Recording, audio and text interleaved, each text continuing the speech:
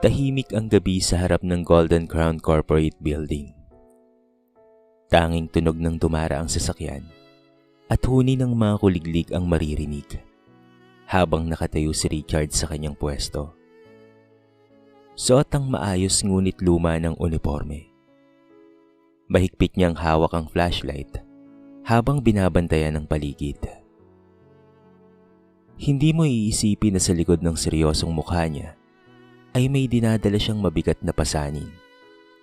Hindi dahil sa trabaho, kung hindi dahil sa mga salitang paulit-ulit na tumatatak sa kanyang isipan. "Gwardiya ka lang!" Yon ang madalas sabihin ng pamilya ng kanyang asawa.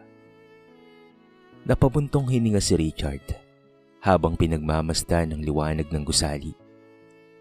Hindi siya nagsasalita laban sa pangmamaliit ng iba. Tahimik lamang niyang tinatanggap ang lahat. Para sa kanya, ang mahalaga ay marangal ang kanyang hanap buhay. Sa kabilang banda, sa loob ng isang maliit ngunit malinis na apartment, abala si Annalyn, ang kanyang asawa, sa paghahanda ng hapunan. Habang hinihiwa niya ang mga gulay, hindi niya maiwasang maalala ang sinabi ng kanyang mga magulang kanina. "Anak, hanggang kailan ka magtitiis sa lalaking yan?" Tanong ng kanyang ina na si Aling Corazon. "May mga manliligaw sa iyo noon na may magandang trabaho, hindi ba? Bakit siya pa ang napili mo?" Dagdag ng kanyang tiyahin na si Tia Lourdes. Hindi na lamang sumagot si Annalyn noon. Ngunit sa kanyang puso, alam niyang mahal niya si Richard. Kilala niya ang kabutihan nito, ang pagiging masipag, mapagmahal, at responsableng asawa. Kinabukasan, dumalo ang mag-asawa sa birthday celebration ng pamangkin ni Annalyn. Sa malaking bahay ng kanyang pamilya, agad silang sinalubong ng malamig na tingin ng mga kamag-anak. "Buti naman, Annalyn, at dumating ka rin sa wakas." Pati ng kanyang tiya Marisa. Sabay sulyap kay Richard. "Kasama mo pala ang bodyguard mo?" Nagtinginan ng ibang mga kamag-anak at napangiti ng may halong pangungutya. Tahimik si Richard.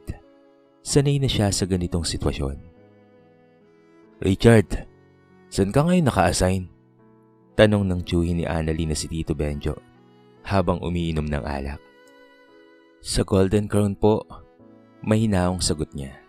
"Ah, gwardiya ka pa rin pala hanggang sa ngayon." Sabay tawa ng ilan. Napayuko si Annalyn.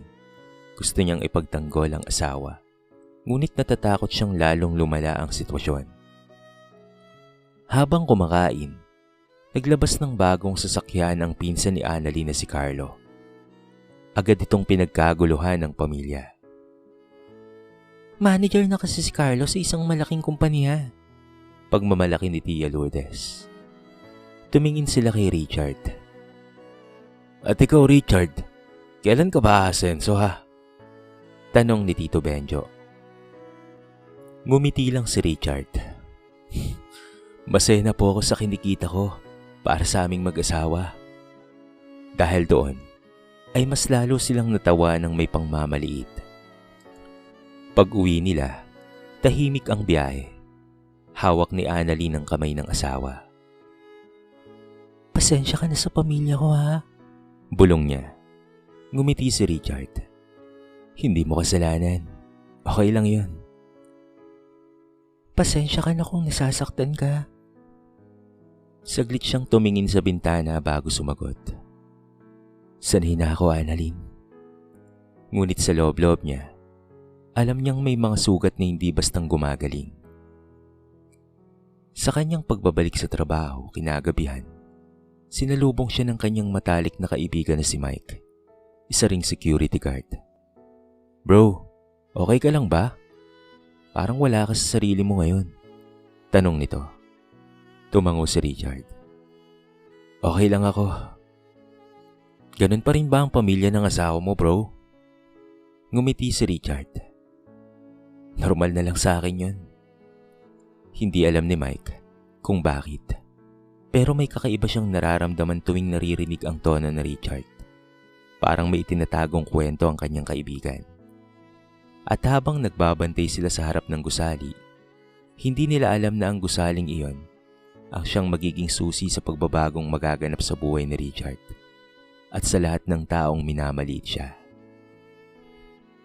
Muling sumikat ang araw sa lungsod at gaya ng nakasanayan, maagang nagising si Richard.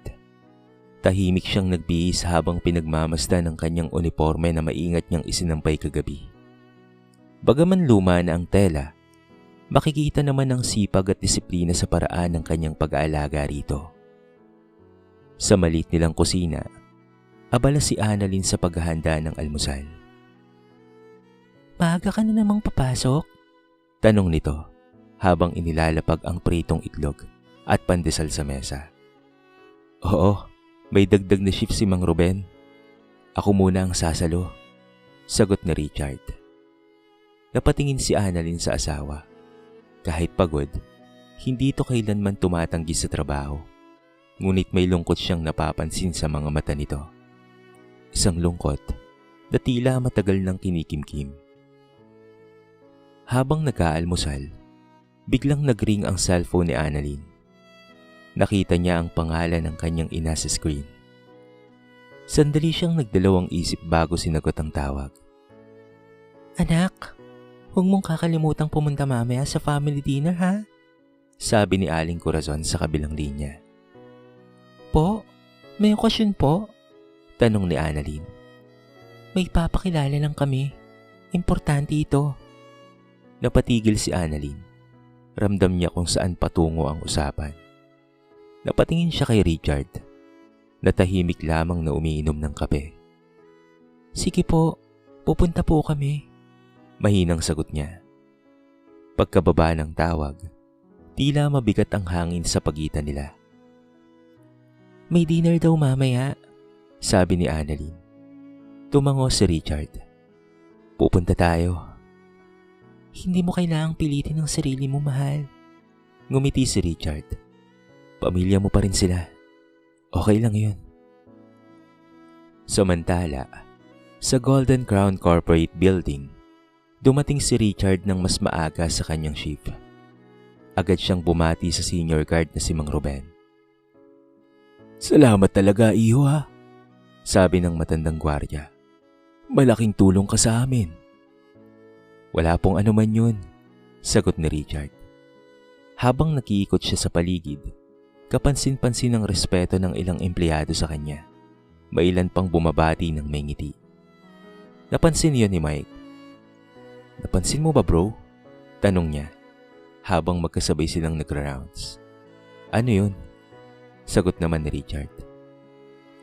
Parang kilala ka ng mga empleyado dito. Iba ang trato nila sa'yo kumpara sa ibang mga guard. Napangiti lang si Richard. Siguro mabait lang sila. Hindi kumbinsido si Mike. Ngunit hindi na siya nag-usisa pa. Bandang tanghali, may dumating na itim na luxury car sa harap ng kanilang gusali. Agad na nagbigay galang ang mga empleyado habang pumababa ang isang matandang lalaki na may dignidad sa kilos.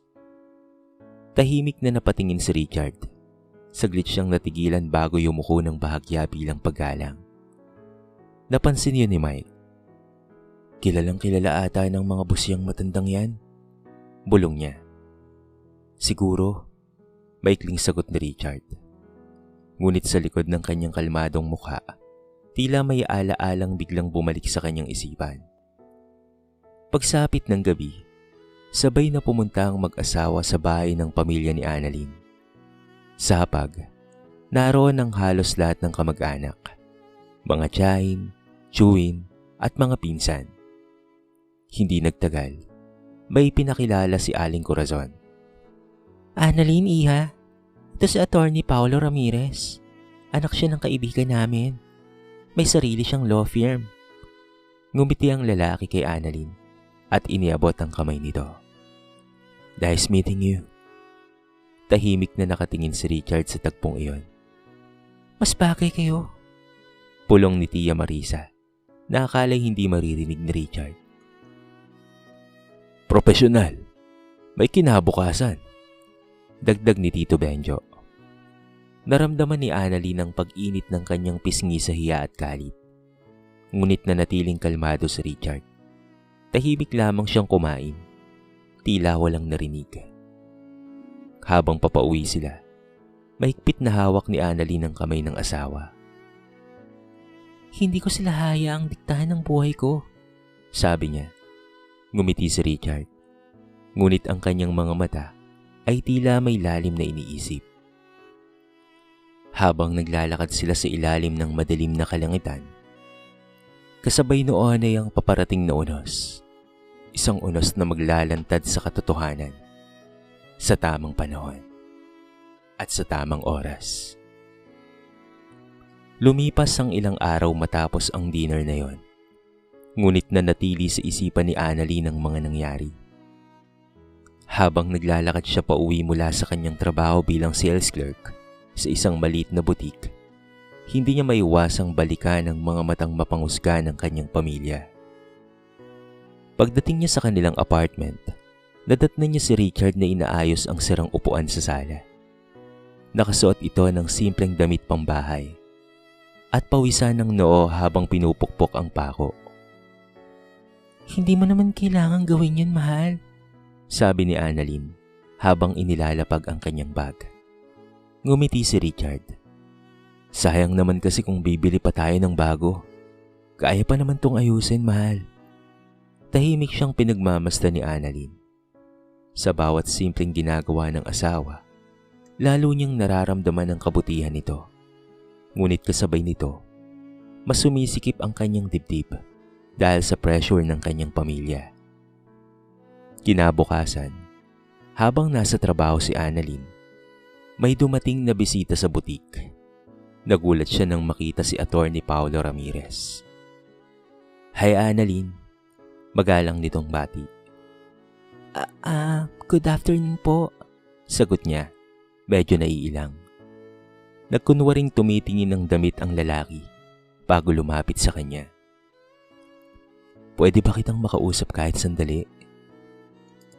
Nag-alinlangan si Annalyn, ngunit tumango rin. Hindi ko alam kung diretso akong magsasalita pero gusto kitang mas makilala pa, sabi ni Paulo. Nanlamig ang mga kamay ni Annalyn. May asawa na po ako. Ngumiti si Paulo, ngunit may bahid ng kumpiyansa. Alam ko, pero deserve mo ng mas maayos na buhay. Hindi nakasagot si Annalyn. Nakaramdam siya ng halo-halong emosyon. Galit, hiya, at lungkot. Samantala, sa Golden Crown Building, abala si Richard sa pag-aasis sa isang matandang empleyado na nahihirapang maglakad. Salamat, iho, sabi ng matanda. Wala pong anuman, sagot niya habang inaalalayan ito. Pinagmamasdan siya ni Mike mula sa malayo. Alam mo bro, sabi nito nang sila ay nagkakape na sa guard station. Kung may award lang talaga sa pinakadedikadong guard, ikaw na siguro ang mananalo. Napangiti si Richard. Trabaho lang talaga, walang personalan. Hindi, iba ka kasi talaga eh. Para kang hindi pangkaraniwang tao. Bahagyang natahimik si Richard bago tumingin sa monitor ng CCTV. Lahat naman tayo may kwento, Mike. Napakunot ang noo ni Mike. Ngunit muli, pinili niyang hindi na magtanong. Pagsapit ng gabi, nag-text si Annalyn kay Richard na malilate siya ng uwi dahil may overtime. Sumagot naman si Richard. Mag-ingat ka, mahala. Ngunit hindi alam ni Richard na kasalukuyang pinipilit ng kanyang biyanan na makipagkita si Annalyn kay Paulo sa isang restaurant. Isang dinner lang naman, sabi ni Aling Corazon. Wala namang masama kung kakausapin mo lang siya. May asawa na po ako, maring sagot ni Annalyn. Pero anak, iniisip lang namin ang future mo. Napaluha si Annalyn. Sa restaurant, hindi siya mapakali habang nakaupo sa harap ni Paulo. Ngunit malinaw sa kanyang puso ang kanyang desisyon. Attorney, Nire-respeto ko po kayo. Pero mahal ko ang asawa ko. Diretsyong sabi niya. Saglit na natahimik si Paolo. Hindi mo ba naiisip na nasasayang lang ang buhay mo? Hindi po, Sagot ni Annalyn. hindi pera ang basihan ng pagmamahal. Habang papauwi na si Annalyn, hindi niya napigilang umiyak sa jeep. Pakiramdam niya, nasa gitna siya ng dalawang mundong parehong humihila sa kanya. Pagdating niya sa apartment, nadatnan niya si Richard na naghihintay. May nakahandang mainit na sabaw sa mesa. Napagod ka siguro, mahal. Malumanay nitong sabi. Hindi na napigilan ni Annalyn ang kanyang emosyon.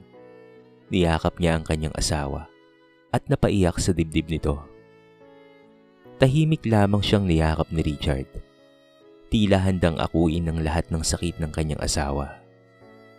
Ngunit habang yakap niya si Annalyn, ang kanyang mga mata ay tila may malalim na lihim na matagal nang itinatago. Isang lihim na malapit ng mabunyag. Lumipas ang mga linggo, ngunit tila hindi pa rin humuhupa ang tensyon sa pagitan ni Annalyn at ng kanyang pamilya. Habang tumatagal, mas nagiging malinaw ang kanilang intensyon. Pilitin siyang talikuran si Richard. Isang hapon, habang naglalakad si Annalyn pauwi, bigla siyang sinundo ng kanyang kapatid na si Rhea, sakay ng kotse nito. Sumakay ka muna. May gusto lang pag-usapan si Mama, sabi nito. Nag-alinlangan si Annalyn, ngunit sumakay rin siya. Pagdating nila sa bahay, naroon ang halos buong pamilya. Nakaupo si Aling Corazon kasama si Tia Lourdes, Tia Marisa, at pati na rin ang kanyang Tito Benjo. May seryosong aura sa buong sala. Annalyn, maupo ka muna, utos ng kanyang ina. Kinabahan si Annalyn. Didiretsuhin ka na namin ha, sabi ni Tia Lourdes niya. Hindi ka sasaya kay Richard. Tama ang tita mo. Magiging mahirap lang ang buhay mo dahil sa kanya. Dagdag ng kanyang Tito Benjo. Huminga ng malalim si Annalyn. Mahal na mahal ko po ang asawa ko. Biglang tumayo si Aling Corazon. Hanggang kailan ka magpapakababa sa lalaking gwardiya lang ha? Tahimik ang buong sala.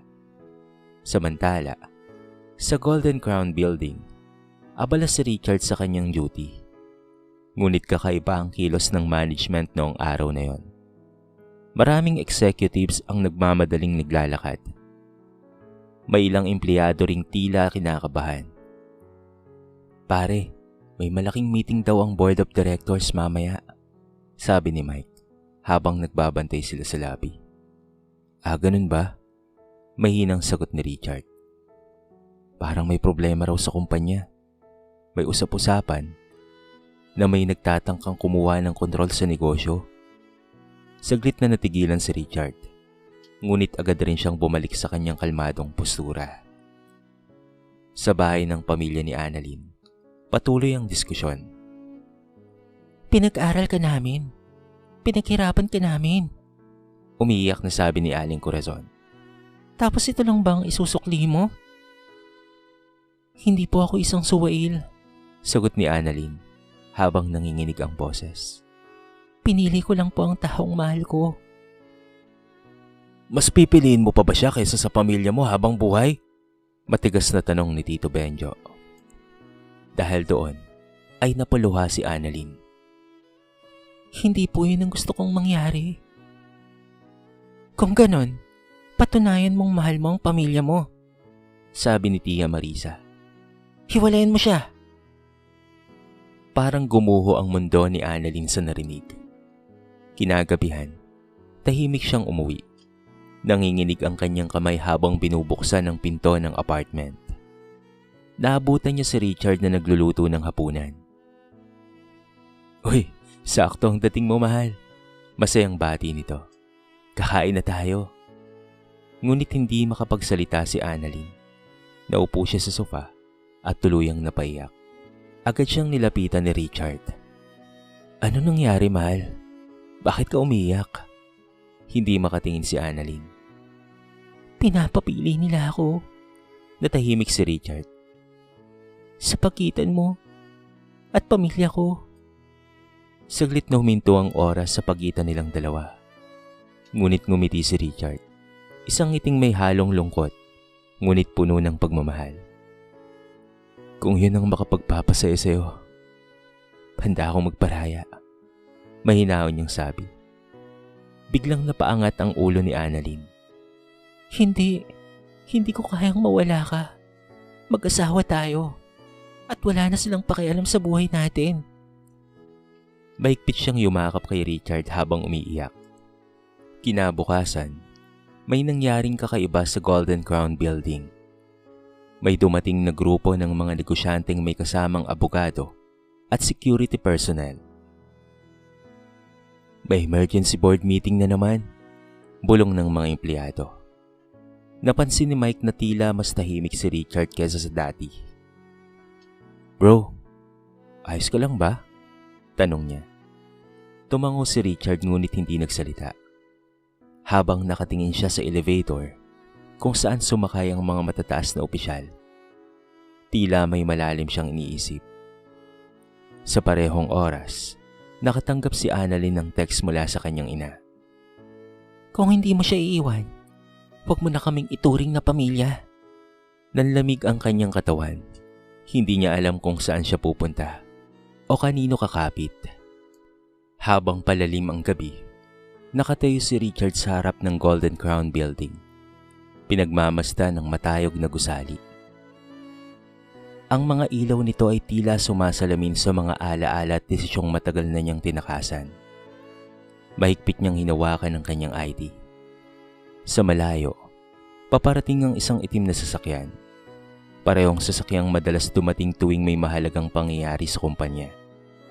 Hindi niya alam, o marahil alam niya, na malapit nang dumating ang sandaling magpapabago sa kanyang buhay at sa pagtingin ng lahat sa kanya. Maagang maaga pa lamang ay kakaiba na ang tensyon sa loob ng Golden Crown Corporate Building. Halos lahat ng empleyado ay abala. Papalik-balik ang mga executive at may mga taong hindi pamilyar ang mukha na nagbabantay sa paligid. Habang nakapwesto si Richard sa lobby, ramdam niya ang kakaibang bigat ng hangin. Tahimik siyang nakatayo, ngunit ang kanyang mga mata ay tila may binabantay ang hindi nakikita ng iba. Lumapit si Mike. Bro, narinig mo ba? May takeover daw na mangyayari sa kumpanya. Bulong nito. Takeover? Mahinang ulit ni Richard. Oo, may grupo raw ng mga investors na gustong bilhin ng majority shares. Mukhang may laban ang mangyayari sa board. Saglit na natahimik si Richard. Baagya siyang napahawak sa kanyang dibdib. Tila may matagal nang kinikimkim na desisyon. Sa kabilang banda, nasa bahay si Annalyn, nakatulala habang hawak ang cellphone. Ilang beses na niyang binabasa ang huling mensahe ng kanyang ina.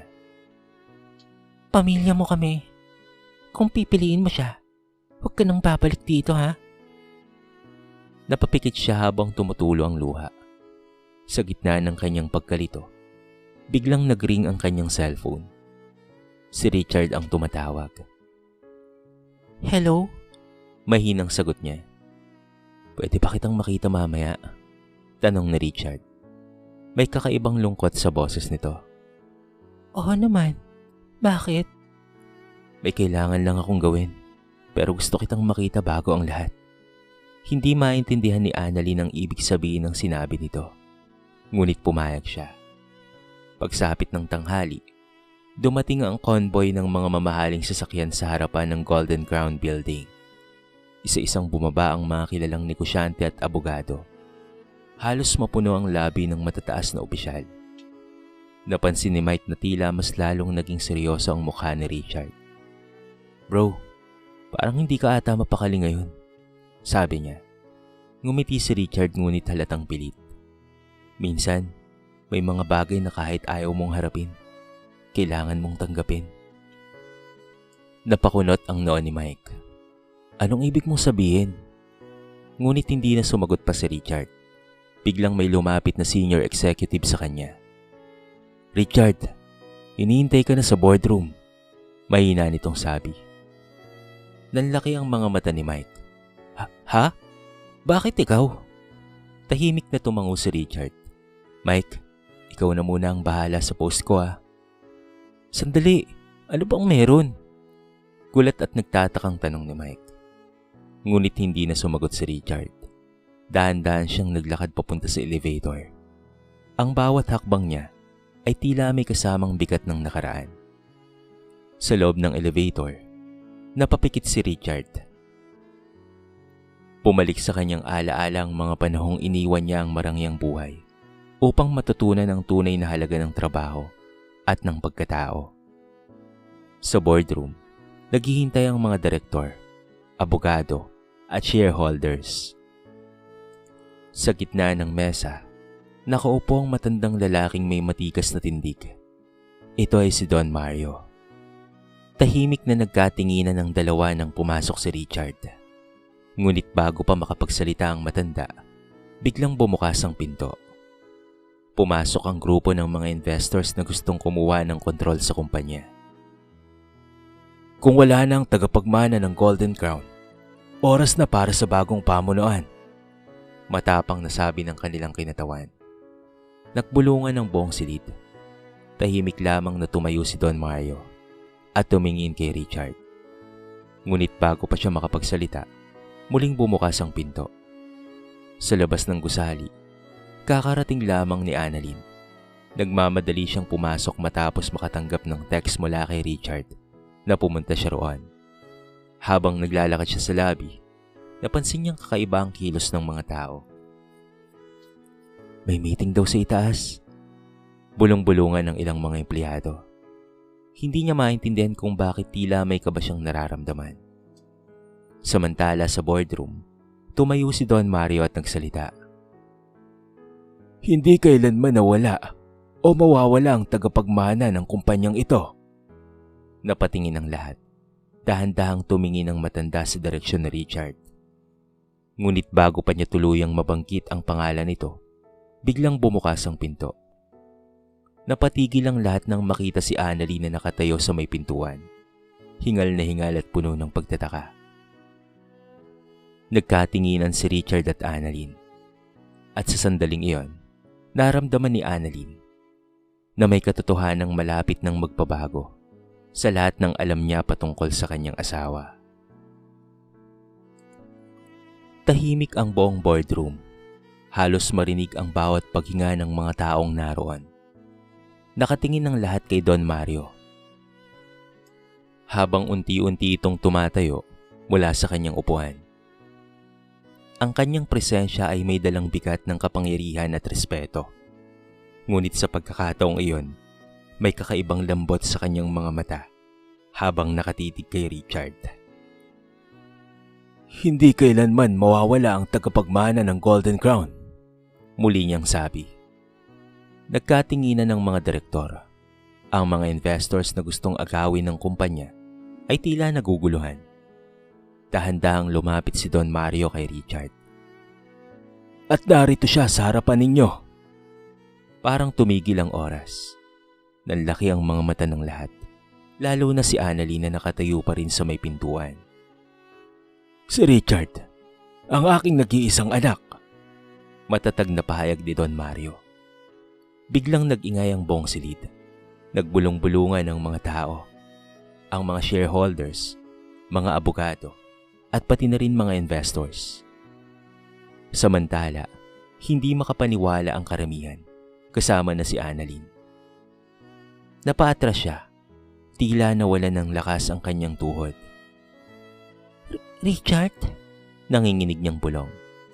Tahimik na tumingin si Richard sa kanyang asawa. Wala nang pagtatago sa kanyang mga mata. Tanging katotohanan ang matagal na niyang itinago. "Pasensya ka na," mahina niyang sabi.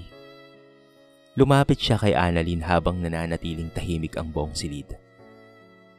"Hindi ko sinabi ang katotohanan dahil gusto kong makilala kung sino ang mananatili sa tabi ko kahit wala akong pangalan o kayamanan. Tuluyang napaiyak si Annalyn. Bakit mo itinago sa akin? Tanong niya. Dahil natatakot akong mahalin mo lang ako. Dahil sa kung sino ako. Hindi dahil sa kung sino ako bilang tao. Sa kabilang banda, tuluyang nawalan ng kumpiyansa ang grupo ng mga investors. Nagkatinginan sila. Halatang hindi inaasahan ang nangyari. Kung ganon, sabi ng isa sa kanila, ang tagapagmana pala ang matagal nang nagmamasid sa kumpanya. Tumango si Don Mario. Pinili kong magsimula ang anak ko mula sa pinakamababang posisyon. Gusto kong matutunan niya ang tunay na halaga ng trabaho at ang tunay na mukha ng mga tao. Napayuko ang ilang direktor. Tila may hiya sa kanilang mga mata. Samantala, sa lobby, naguguluhan si Mike nang marinig ang balita mula sa ibang mga empleyado. Pare, si Richard daw ang tagapagmana ng kumpanya. Sigaw ng isang guard. Grabe no, di ako makapaniwala. Kala ko sa mga palabas lang nangyayari ang mga yun. Pero hindi pala. Nanlaki ang mga mata ni Mike. Hindi. Napaka-imposible naman nun. Agad siyang tumakbo papunta sa boardroom. Pagdating niya roon, dadatnan niya si Richard na nakatayo sa gitna ng mga direktor. Suot pa rin ang kanyang uniforme bilang security guard. Hindi napigilan ni Mike ang mapaluha. Bro, totoo ba? Nanginginig niyang tanong. Ngumiti si Richard. Oo bro, totoo. Pero huwag kang mag-alala. Magkaibigan pa rin tayo. Ikaw pa rin ang kaibigan ko. Lumapit si Mike at maigpit siyang niyakap. Pasensya ka na kung may mga pagkakataong minamaliit kita minsan ha. Hindi ko kasi alam eh. Pasensya na bro. Wala kang kasalanan, ano ka ba? Hindi mo kailangang humingi ng tawad. Saka naging mabuti ka sa akin. At naging totoo ka. Makalipas ang ilang sandali, naganap ang opisyal na anunsyo. Si Richard ang magiging susunod na mamumuno ng Golden Crown Corporation. Ngunit bago tuluyang matapos ang meeting, humarap siya sa lahat. Bilang taong nagsimula bilang security guard, sisiguraduhin kong ang bawat empleyado ng kumpanyang ito ay mabibigyan ng tamang respeto at dignidad. Nagpalakpakan ng buong silid. Kinagabihan, bumisita ang pamilya ni Annalyn sa Golden Crown Building. Matapos marinig ang balita, nanginginig ang kanilang mga mukha sa hiya at pagsisisi. Hindi sila makapaniwala na ang kanilang minamaliit ay isa palang tagapagmana. Lumapit si Aling Corazon kay Richard. Iho, patawad kung minaliit ka namin ha. Sumunod sina Tia Lourdes, Tia Marisa at Tito Benjo. Lahat ay humingi ng tawad sa kanya. Ngumiti lang si Richard. Hindi ko po kayo sinisisi. Maraming tao ang nasisilaw sa panlabas na anyo at karangyaan. Napaluha si Annalyn habang hawak ang kamay ng asawa. Makalipas ang ilang buwan, tuluyan na ngang nagbago ang Golden Crown Corporation dahil sa pamumuno ni Richard. Pinataas niya ang sahod ng mga rank and file employees. Nagbigay ng scholarship program para sa mga anak ng mga manggagawa at nagpatupad ng mas makataong pamamalakad. Nanatiling simple ang pamumuhay ni na Richard at Annalyn. Madalas pa ring bumisita si Richard sa guard station. Nakikipagkwentuhan sa kanyang mga dating kasamahan. Isang gabi, habang nakatayo siya sa lobby, lumapit si Mike. Boss, bro, hindi pa rin ako makapaniwala eh. Natatawang sabi nito. Ngumiti si Richard. Hindi nagbago ang pagkakaibigan natin bro. Ako pa rin to, yung Richard na nakilala mo noon. Sa labas ng gusali, hawak ni Annalyn ang kamay ng kanyang asawa habang pinagmamasdan ng city lights. Salamat mahal, sabi niya. Para saan? Tanong ni Richard. Sa pagpili sa akin, kahit hindi naman ako perpekto. Maigpit siyang niyakap ni Richard. Hindi kayamanan ang nagpapatibay sa relasyon. Kung hindi tiwala, respeto, at tunay na pagmamahal. Salamat din sa'yo, mahala. dahil pinili mo ko sa kabila ng tukso. At sa pagtatapos ng kanilang kwento, napatunayan nila na ang tunay na halaga ng isang tao ay hindi nasusukat sa kanyang trabaho, kasuotan o estado sa buhay, kung hindi sa kanyang puso, pagkatao at kakayahang magmahal ng totoo. Sa kwentong ito ay marami tayong mapupulot na aral. Ang tunay na halaga ng isang tao ay hindi nasusukat sa kanyang trabaho, kasuotan o estado sa buhay. Maraming taong tahimik na nagsusumikap at nagtataglay ng kabutihan na hindi kaagad nakikita ng mga mata. Ang pangmamaliit at panghusga sa kapwa ay maaaring magbulag sa atin sa tunay na pagkatao ng isang tao. Matutong magbigay respeto, sapagkat ang bawat tao ay may kwento, sakripisyo at dangal na dapat pahalagahan. Dito na po nagtatapos ang ating maiksing kwento sa araw na ito.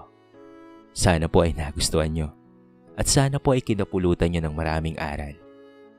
Kayo mga kabarangay, ano po ang masasabi nyo sa ating kwento? I-comment nyo naman sa baba ang inyong mga reaksyon at babasahin natin ang lahat ng yan. I-comment nyo na rin kung taga saan kayo para naman malaman ko kung hanggang saan nakaabot ang video na ito. Paki-like and share na rin po ang ating kwento para mapakinggan rin ng iba. At kung bago ka pa lamang sa ating channel, baka naman pwedeng pakihita ang subscribe button at bell notification button para palagi kang updated sa mga bago nating upload na katulad nito. So paano mga kabarangay? Hanggang sa muli. Thank you so much and peace out.